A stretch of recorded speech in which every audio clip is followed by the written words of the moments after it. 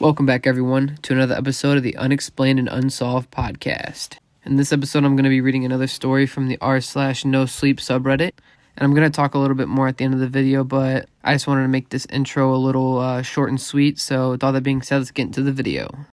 My family was possessed by something horrific. It all started about a week ago. It was a normal night with my family. My mom, who was your run-of-the-mill, loving, caring housewife. My father, who was your stereotypical businessman who was gone most of the days, and my two other brothers. We all sat on the couch eating TV dinners while watching some family sitcom. I turned my head to the front door when I heard it begin to jiggle. "Did you guys hear that?" I asked the rest of my family. They were too busy talking and laughing to hear me. I decided just to ignore it. I turned back to the TV and continued to eat my mediocre TV dinner. I stared at the brown meatloaf and craved something freshly cooked. My mom cooked fresh meals every other day of the week, but she liked to have Saturdays off from making dinner. I understood, but damn, I was getting tired of these microwave meals. 3 loud and rough knocks came from the front door. This time, my family had heard it as well. They stopped laughing and talking. "I'll get it," my mother announced in an annoyed tone, and then proceeded to stand up while letting out a sigh. I was a naturally paranoid person and became anxious whenever anyone knocked on our door. This time, my anxiety was worse than usual. I could sense something was off. "Check through the peephole first," I yelled in a whisper. My mom sighed. "You really have to stop being so paranoid," she said, just before she placed her hand on the handle and began to open it. I sat up more to see who it was at the front door. No one was there. My mom poked her head out of the door and turned her head from side to side, examining the area to see if whoever knocked was still around. She came back inside and shrugged at us while closing the door behind her. She sat back down and continued eating dinner. I groaned and pushed what was left of my dinner away from me. "What's wrong with your food?" my mom asked, after noticing I had just pushed it away. "Oh, sorry, I'm just really full," I replied to her. "How are you full? You've barely..." My mom was cut off by 3 knocks. But they weren't coming from our front door this time. They came from the back door. My stomach dropped. Knocking on the back door meant that someone was in our backyard. I looked around me to make sure that all of our family members were with us. I hoped that it was just one of my brothers who went out there without me without noticing. My stomach dropped lower as I confirmed the presence of all my family members. My dad grew a concerned look on his face. "Go up to your rooms, I'll check it out," he demanded us in a whisper, just after rising from the couch and staring towards the back door. Being the cautious person I was, I pulled my cellular device out of my pocket and punched in 911, leaving it ready to dial at any moment. I proceeded to swiftly and quietly run up the stairs. I reached the top step and stood there trying to hear what was going on downstairs. I heard my father walk to the back door and open it. "Who are you?" my father yelled. My paranoia was through the roof. I brought my phone into my view and made sure my finger was hovering just above the button to place to call the police. Suddenly, I heard a quick stabbing noise accompanied by a groaning sound coming from my father. At first, I thought that my father had been stabbed, but I quickly learned that my father had stabbed whoever was out there. "What are you?" my father yelled. I then began to hear a cold, low, and menacing hum fill my ears. I began to feel lightheaded. I tried my best to not faint, but the next thing I knew, I hit the floor and everything faded to black. I awoke in an unknown amount of time later with a raging headache. I sat up and groaned from the pain. I still felt out of it, but I quickly stood up and started down the stairs. I was hit with a wave of confusion when I saw the scene in front of me. The back door was wide open, and it was now well in the afternoon of the next day. In the front door, there was a knife covered with cotton. There was no sign of my father. What the hell? I walked closer to the scene and heard something shuffling outside. I silently gasped and took a few quick steps back. Surprisingly, my father began to walk back into view and then through the back door. He shut it behind him. "Dad?" I said confusedly. I examined him. Something seemed off. I couldn't quite place what, though. "Hey," my dad replied, seeming happy and carefree. I thought his mood was bizarre considering the current situation. "Who was out there?" I asked him. "Oh, I checked everywhere. No one was out there, probably. Just some pranksters," he replied and then chuckled. "Why the hell were you out there for most of the entire day?" I asked, genuinely concerned. "I just wanted to make sure no one was out there. Now come on, let's continue with dinner." Something was very wrong with this situation. I had a feeling my father wouldn't give me any answers if I continued to press the matter. "I'm good. I'm going up to my room." I quickly walked towards the stairs and started up them. I heard my father mumble something to me, but I ignored him. I needed to find the rest of my family. I walked into my first brother's room and saw him lying on the floor asleep. "Hey, wake up," I yelled at him. I watched his eyes slowly open. He got up and began to rub his head. I presumed he did because of a headache. "Ah, dude," he replied in a tone that indicated he was not feeling well. "What the hell happened?" he added. "I honestly don't know. I just remember passing out and I just woke up. Dad is fine, but he's acting really weird," I explained to him. "Are you guys okay?" I heard my mother say from behind me. I turned my head and looked at her. She seemed confused and disoriented. "Yeah, but Dad is acting really weird," I replied. "Did something happen to him out there?" my mother asked. "I'm not sure. You should go talk to him," I replied. She walked past me and started down the stairs. "I'm gonna go check on James," my brother stated while standing up. He was referring to our other sibling. He got up and walked past me and started in the direction of James' room. At the point, I wasn't sure what to do. I slowly walked into my room and plopped down on my bed. Something isn't right, I thought to myself while staring at my ceiling fan spinning rapidly. "Ah!" I heard my mother yell, the most fearful, petrifying scream I had ever heard. Shortly after that, the cold, low, and menacing hum returned. I started to panic. When I felt the lightheadedness come on over me once again, I needed to fight this off. I couldn't pass out, not again, and especially after what I just heard. I slapped myself. "Stay awake, stay awake, stay awake," was all that repeated in my mind. My efforts failed as everything faded to black yet again. I woke on my bed with the same headache from earlier and a strong sense of déjà vu. I immediately opened the bedroom door and began to walk down the stairs into the living room. I saw my mother and father crouched in the corner, unmoving. The scene was extremely disturbing and unsettling to me. They were acting inhuman. "Guys?" I asked with a complete fear. My parents instantly stood up and turned to face me. I examined their faces as much as I could from where I was. Their faces were uncanny. "Let's finish dinner," they said in complete sync. My stomach dropped from that. I turned to examine the half-finished TV dinner that was now rotting and had flies swarming around it. How many days was I out? I asked myself. My stomach suddenly growled in an intense starvation answering my question. I had been out for a few days at least. At this point, there was no denying the fact that something was horrifically wrong with the situation. I was completely lost. I didn't know what to do or if there was anything I could do. I heard footsteps behind me and turned to see my brothers walking down the stairs. They looked just as unwell as I felt. I turned back to my parents and noticed they had started to laugh maniacally. Their faces were full of pure excitement. I started to feel detached from reality, as if I were in a nightmare. An incredibly realistic and cruel nightmare. I stood in a numb fear just watching them to continue to laugh. All I wanted was to wake up from what I hoped was a nightmare. I was hit with the disappointing truth that this was reality when one of my brothers started tapping on my shoulder frantically. I turned and saw his face filled with pure concern and fear. Sure, we fought often, but it genuinely hurt me to see him in such pain. I couldn't take this anymore. I had to do something. I became frustrated, trying to think of something to do. Out of mindless panic, I rushed down the rest of the stairs and bolted past them into the kitchen. I grabbed the largest kitchen knife we owned and charged at my father with it, stabbing him right in the stomach. I was completely shocked when I pulled out the knife and didn't see any blood. I looked at the wound and noticed it was full of cotton. I dropped the knife and ran up the stairs to where my brothers were standing. That plan had obviously achieved nothing, so I had to think of something else.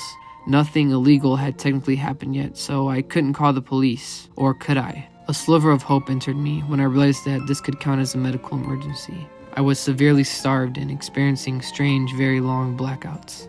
"Follow me," I told my brother as I started running up the stairs.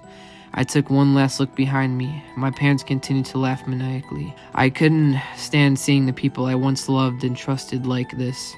I groaned and turned my head back to face the stairs. I reached the top and turned swiftly to my room. I grabbed my cellular device and punched in 911. While doing that, my two brothers entered my room and then closed and locked the door behind me. With shaking hands, I pressed the dial button. I loved the few moments where the phone rang. Life was on pause at the moment. I wished it would have stayed that way just for a little longer. The operator picked up the phone. 911, what's your emergency? The operator asked, and then began to laugh maniacally. It was my father who had picked up from the other end. Two questions went through my mind. What and how?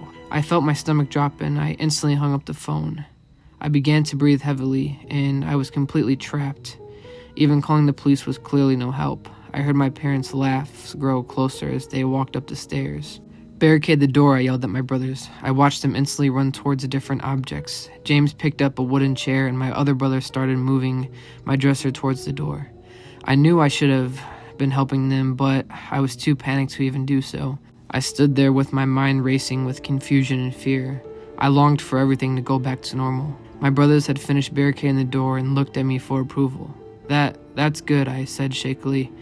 The laughs were now right in front of my bedroom door. I felt slightly confident that the barricade could help keep them out, but I was proved to be wrong when my parents kicked the door with ease and sent the chair and dresser flying to the other side of the room, causing a huge hole in the wall. My siblings and I all began to scream in complete terror and fear. I noticed my parents' eyes were now a dark red. Their smiles had turned incredibly more wide. Blood began to stream down their eyes and blood started to spew from their gaping mouths as they continued to laugh. Where's all this blood coming from? There was no blood when I stabbed my father earlier. They were slowly growing closer. I turned my face to my window and an idea crept into my mind. I could jump out of the window and have a few broken bones as the worst case scenario, and I knew the adrenaline would be able to let me run for some time after the initial impact. I ran to my window and opened it. I took one last look behind me and saw horrifying scenes. My father's mouth was wide and slowly growing closer to my brother's while he just stood there in what looked like an uncontrollable paralysis. I looked past him and saw my mother doing the same thing to my other younger brother. It hurt to have to choose between sacrificing my life for a slim chance to save them or jumping out the window, knowing I had a better chance of surviving that way. I felt terrible, but I knew I had to leave them there. "I'm so sorry," I yelled to my brothers with tears in my eyes just before I turned back to face the window. I looked out and saw that the sun had just finished setting. It was about a 15-foot drop onto this unmowed grass. I quickly turned back around and then saw my mother and father's mouth were almost to my brother's. This is probably how these things turn their victims into one of them, I realized. I grabbed my 3 thick blankets on my bed and rushed back to the window. I threw the blankets onto the grass. This will give me a better chance of not gaining any serious injuries. I sat on the windowsill and my legs as far down without falling as I could. I took one shaky, deep breath and then pushed myself off. I groaned as I felt the painful shock travel through me and jar my whole body painfully. I took a moment to balance myself, but I realized I was okay for the most part. I ran across the street to my neighbor's house and began to pound on their door. My neighbor answered the door.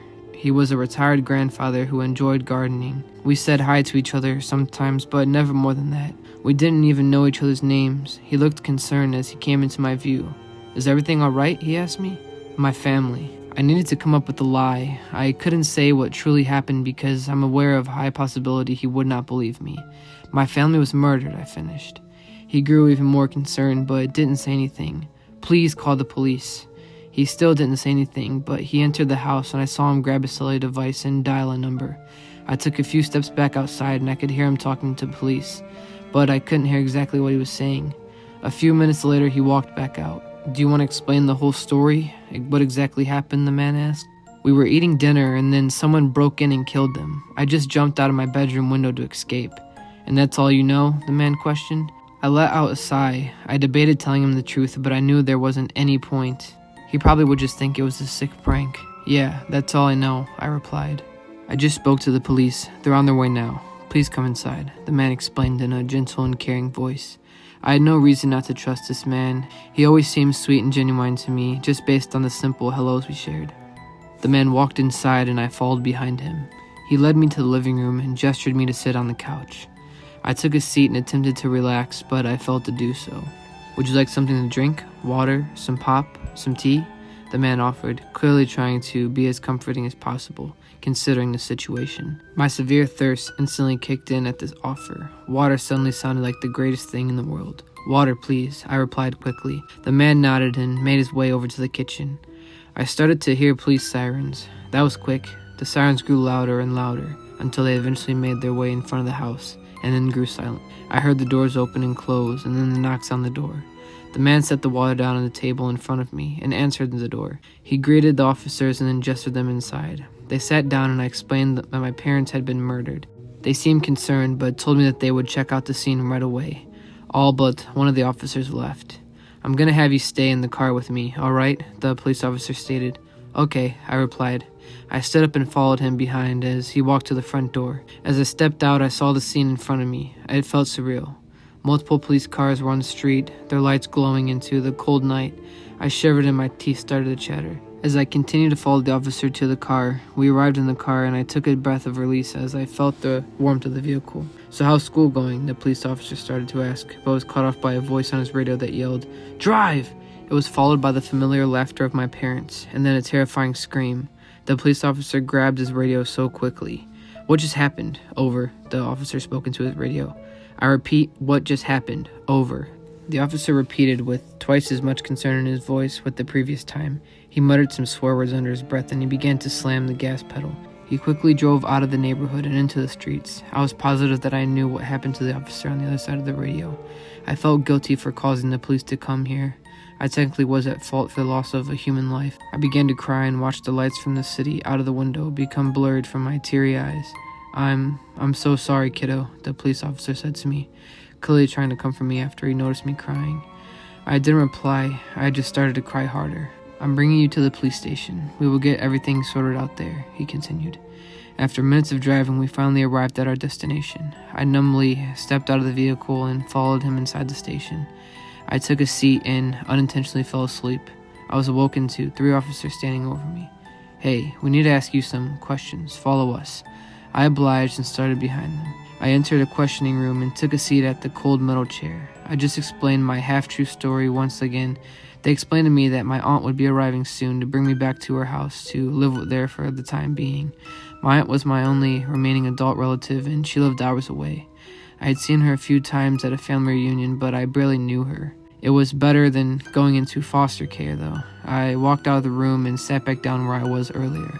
I sat there for hours in my own thoughts. It was horrible. Eventually, my aunt arrived and seemed extremely apologetic. The drive to her home was mostly silent, with only a few of her attempts to create light-hearted small talk, which I ignored. I was too traumatized and numb to engage in such conversation. It's now been 1 week and I still have little answers. The day after the incident, the police contacted my aunt, stating the police officers on the scene and my family had gone completely missing, but they haven't contacted us since that. I have made myself as at home as I could here, and I'm trying the best to cope with the situation. So that was a pretty interesting story. I don't think there's like a part 2 or anything. The poster of the story is you/sensitive bull, so thank you to whoever you are for giving me the permission to read your story. I got permission from about 3 other people to read their stories, so I'll probably do theirs soon after this one. But sooner or later, I know me and Dakota are going to want to do some different type of content just to not really get too burnt out on the Reddit stories, and also just to give you guys some variety. I also want to say thank you everyone for 112 subs. We just reached that today, and it's pretty exciting.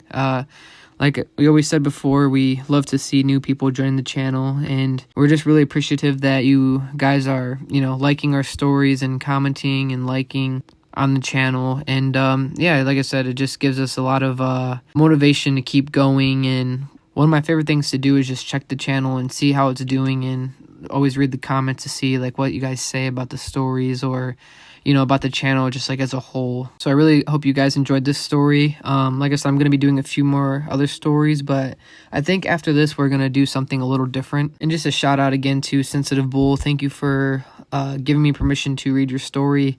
I'm going to put their link to the story down in the comment just to give them some even more credit. Because like I said, this is a really good story, and I hope they post a part 2.